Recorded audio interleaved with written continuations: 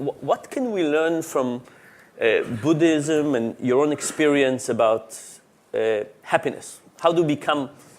Well, I was thinking about, since the panel was titled about pleasure, about the relation between the two. People speak of magic moments, like walking in the snow under the stars with a wonderful person. And then, but sometimes they say magic moment, there's nothing I can do about it. But if you think about why was it magic? At that time, there was a sense of having no inner conflicts, of feeling sort of a bit spacious with the universe, with the loved one, and so this kind of peace. So it's not that magic. You can understand why it happened. So could we consider that as something like a way of being that we could cultivate as a skill? Now, to come back to pleasure, you come back from this walk in the snow under the stars, and you take a wonderful hot shower. It's bliss, pleasure. Now, you stay 24 hours in that hot shower. It's not so interesting. So pleasure is very much dependent upon time, circumstances. It's something that uses itself as we consume it. And if it's on top of that, you add craving or grasping, then somehow it dims the feeling of deep satisfaction. Actually, you can enjoy something pleasurably, and in the brain you build up the wanting circuit, which is different, and at the end you may experience something that you want without feeling pleasure. That's called addiction. So in a way... So just to understand, so you're trying to separate happiness from pleasure, and you say pleasure is much more temporary? Well, pleasure is, you look for pleasurable sensations, and so those are very vulnerable, let's say, to outer circumstances. And basically, if you are keeping on trying to renew that all the time, and this is the recipe for happiness, it looks more for a recipe for exhaustion than happiness. So let's take happiness now as a way of being. So a way of being which is not just happiness on its own, but a cluster of human qualities. That is inner peace, inner strength, inner freedom. It is loving kindness, compassion, friendship, resilience, inner courage. And those are things that the more you experience them, rather than pleasure, the more actually they get deeper and stronger, because it builds up something. So in the end, you end up with inner resources to deal with the ups and downs of life, no matter what happened, at the opposite of pleasure. So it builds a platform in life on which you come back after winning the lottery, you come back, or even go below. If it's a drama, you also come back to that platform, but you raise that platform as a skill. So now, it's also something that gives you a sense of confidence that you can go through the ups and downs of life. So therefore, you feel less vulnerable, you feel less threatened, you feel less protective. So you also naturally will open more to others. So that element, I think, especially the notion of loving kindness, altruism, compassion, benevolence, those are key components to genuine happiness. And it's not necessarily pleasant. We were talking yesterday while taking a walk, that can it be compatible with sadness? So if it's pleasure, no way. But you see an injustice, a massacre, it's incredibly sad. But you can keep the sense of courage, of determination to change that, of compassion, of sense of direction in life. And so you will treat that in the best possible way, in a constructive way. You won't fall into despair. So it's compatible with what I call a way of being, which is flourishing and well-being, even though it's very unpleasant. So in that sense, it is different. Yeah. So I want to find out how you do this, because it sounds interesting. It sounds promising. But so here's my kind of big struggle with pleasure. There's an analysis of people who've been climbing mountains. And when you read these stories about mountain climbing, they seem like stories of pure misery. You would think it's elation. No, first of all, it's really dangerous, but it's frostbite and hard to breathe and hard to walk and injuries and so on. And from these descriptions, you say somebody just did that, and they go to the top, they will say this was the biggest mistake of their lives. They'll go down and never do it again. And from then maybe just try to get simple pleasures out of life rather than this horrific experience. Nevertheless, people finish climbing big mountains in the Himalayas, and they go back and do the same thing again. And it's the kind of pleasure that looks to me like it's not captured in our day-to-day thinking. It's a pleasure that comes from achievement, and it's a pleasure that comes from competition. It's a pleasure that comes from overcoming challenges. It's a pleasure that comes from pain and misery in some interesting... You know the idea of flow. Yeah. It is not so much the competition. I think flow is something that you are fully engaged in. You forget yourself. It's just challenging enough that you have to put the best of yourself, and not too much that you panic. So it's not boring and not stressing. So flow can be achieved through mountain climbing or a surgeon or an artist. It could be achieved also through meditation. It's flow without action. So a continuous stream of experience which has a quality, a sense of flourishing, that the time takes another value. When I sit in my hermitage, some people say, it must be so boring, sit months alone in the hermitage. Don't you feel lonely? Don't the time seems long? Actually, you must have access to all Paul's movies when you sit there. Well, but I find the time so rewarding. Just, before lunch break, 15 minutes, it's like a stream of melted gold. I have these 15 minutes to just go deeper in trying to generate compassion and all that. So it is a kind of inner flow. So I think really it's the quality of the experience that will determine over the long time how you go about that. So, you've been called the happiest man in the world, I think. Sorry, I made so many disclaimers about that. I didn't say you said it. Somebody said it. Clearly, you're very happy. That's not too bad. Not too bad.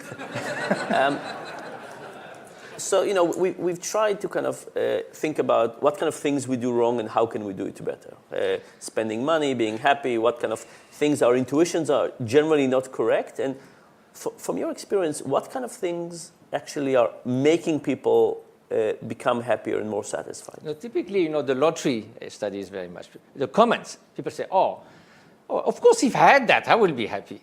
And then you hear people who have everything to be happy. They are beautiful, they are famous, they have a lot of money, and you learn they are very depressed. Oh, if I had that, what's wrong with this guy? If I had that, I will be happy. I think it's too much. Of course, we need to improve the outer conditions, no question, especially there's still 1.5 billion people living in abject poverty. There's conflict. There are mothers who can't feed their children. No question that we should improve outer conditions in this world. This being said, especially when we have what we need, if we keep on placing all our hopes and fear in the outer world, we are in for a big disappointment. Because precisely when we get it, we say, so what? I expected from that something wonderful, and it's just ordinary. So we vastly underestimate the importance of inner conditions. We deal with our mind from morning till evening. That's the ultimate experience of whatever you do, whether you get a Ferrari or something else. It's your mind that's going to translate that in happiness or misery. And that mind can be our best friend or your worst enemy. Depends how it works. So at least if we could pay some attention on how to deal with the mind, how to deal with emotions, how to recognize that aggressivity, hatred, jealousy, arrogance, craving will just destroy your happiness and basically make you act in ways that destroy the happiness of others. And if you find out that loving kindness, compassion, cultivating inner peace, the simplicity of the present moment contribute to flourishing, and then you will be a person that will be happier to be with, and that transformation will lead you to serve better others, then you realize that cultivating as skills those inner conditions matter tremendously. I buy it, but how do you do it? So what do you, so I want to be less jealous. How do you learn chess? How do you learn to read and write? How do you learn to juggle or play the tennis? You practice. So we do have this unconditional love feeling for a very dear person for 15 seconds or so, and it comes back and goes. But who sits for 30 minutes cultivating loving kindness? Very few. We go at 5 o'clock in the morning on this. We have email all the time. On this bicycle, that goes nowhere, not even in the kitchen, because fitness is good for your health. Why there's no compassion gymnasium? My friend Paul Ekman said we should have compassion gymnasiums every block.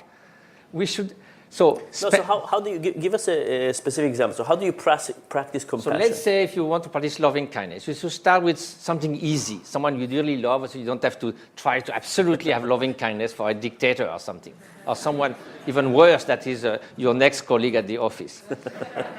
So you start with that, and you have this natural love and feeling of embracing, and just you want anything but that person. You want only that person be happy, be safe, be flourishing in life. And then instead of having few thoughts, you let that fill your mental landscape. If it declines, you revive it. And you don't do that just for few thoughts. You try to extend that for 10 or 15 minutes. Or you repeat it several times in the day for a few minutes. You think about that person and you think about all the wonderful things you want. Not only that, but you try to grow a genuine loving sense of love. Not just thinking again, but just it's a trigger. And then after that, you think, well, I don't wake up in the morning thinking, may I suffer the whole day, and if possible, my whole life. So does that person, so does that person, so does that person. So I project myself in your mind, in their mind, and I said they may be deluded in the way they try to find happiness in the wrong place, but basically they don't want to suffer. So if I value my own happiness and that of my child, I start valuing them, I see the interdependence among all sentient beings, and suddenly I can extend that. So then comes something that is very rewarding, is that sense of connectedness, of having this natural benevolence to others, that readiness to be at service when occasion comes. And it certainly makes a much more fulfilled life. Experientially, this, among all positive emotion, loving kindness and compassion, neuroscience will tell you, this is the strongest activation of positive emotions. So let's look a little bit at the data. Can you share with us a little bit of the... Yes, you could show the slides. So of course we say that, and you say good for you, you say in those beautiful places, it's easier to be there. It sort of disappeared. Are we in the way to... Could you see the slides? No. Well, it's gone. So you are there. This is the data. This is the... No, but it's good. This is gone again. Okay, now you are there, good for you, you can meditate, easier than traffic jam. I don't know why it's running so fast. But what about us? So then the idea came about 15 years ago to see what long-term meditators who had done 50 to 60,000 hours of meditation, like a violinist would do his first concert as just 10,000, so 5 times that. What would happen if we look in their brain, in their immune system? So we took some of those guys, myself included. Can we have the data slides? Yes. So that's, for instance, one of the great teachers that trained us on compassion and loving kindness. And then, so you can see that it seems to be some kind of, strength, inner peace, inner felicity. They don't seem too much stressed. But then we took them to Madison, Wisconsin, and then we tried to measure the brain activity with electroencephalogram. I won't give you the details, or with a scanner, which this meditator described as 4 qualities. It is cold, it is noisy, it is dark, and it is narrow. Nevertheless, and we spent 2.5 hours. This was the first time I came after 2.5 hours of MRI with Richard Davidson. But what was found with experienced meditators, you see the curve below, those is the novice group. They did 1 week of loving kindness meditation. The pink line is when they rest. The blue line is when they meditate, nothing happens. Look at the upper curve. The bottom line is when they are at rest, they don't do anything specific. When they engage in compassion meditation, you see that huge increase, several 100% in the gamma frequency. That's huge. It was so huge that they thought it's an artifact. It has to be replicated many times. If you look in the brain, look on the left side, the meditators are at rest, and when they engage in compassion, several critical areas of the brain that have to do with empathy, with parental love, with positive emotion are activated. On the right, this is novices at rest, nothing happened. In meditation, nothing happened. That shows the effect of training. So what does it... Let's go back to the previous slide. So it tells you that meditators are able to have basically brain control over compassion. Yes. And well, empathy. what I was just going to show next, actually, is if you ask them something strange, to meditate 30% of compassion, 60%, 90%, that seems odd, I give you 30% of my compassion only because I don't like you, or I like you very much. But anyway, we did it for 22 hours. That was a marathon fMRI. I did it in Maastricht over 3 days, fortunately. And it turns out that those subjective feeling of 30% of bringing compassion and more, it matches with what is measured in the brain. So you can actually just generate brain state at will. And similarly, Now we could show that, of course, that's fine for 50,000 hours. Now it will show that 2 weeks can make change in the brain. Structurally, this in hippocampus, which, as you know, is what integrates novelty when you have new experiences. And in many other areas of the brain, 2 weeks, 3 weeks, 8 weeks, it already makes structural change. It's just neuroplasticity is taking place simply with 30 minutes a day of mind training. So that's a huge potential as a secular contribution to society. It's not going to the hermitage. It's doing it simply as much as you do physical fitness, you need to do emotion and mental fitness. That's great. So as a last question, so you've Buddhism for a long time, have practiced kind, loving meditation and have argued it's correct. Now the neuroscience is showing changes in the brain as according to it of both experts and novices. Why do you think this is not part of the human intuition of the modern world, that this is something we should be doing? Because how many people here meditate? That's probably a big percentage compared to a regular audience. Why do you think this is not something that people First of all, we need to demystify. Meditation in Sanskrit means bhavana, means to cultivate or to become familiar with. So we become familiar with many things, but possibly not exactly the right things for genuine flourishing. So in the Eastern tradition, this is part of life, so not as odd as here. Yeah. So I think it's probably that we vastly underestimate the potential of mind to change as skills. Oh, this is for granted. I'm like that, take it or leave it, but I can't do much about it. So that's a loser sort of perspective. But what neuroscience shows, and that's why that collaboration is so fruitful, is that neuroplasticity can happen at all ages, and it starts within 2 weeks, and it certainly makes a difference, and in the behavior. I mean, we don't have time, but just now we are with Richard Davidson, there's a program for preschoolers, 4 or 5 years old, 8 weeks, very simple training of pro-social behavior, gratitude, and so forth. And you will be amazing of the result. It completely breaks after 8 weeks the in-group, out-group. They give as much, we ask them to give stickers to their best friend and to the less likely friend in the class after 10 weeks, although in the beginning they give everything to their best friend. So simple interventions, secular, that based on this experience from the contemplative side, that can be an immense contribution. We also work, for instance, with burnout. I have to stop you. Yeah. This has been fantastic and inspiring, and I'm looking forward to more. Thank you very much. Thank you so much.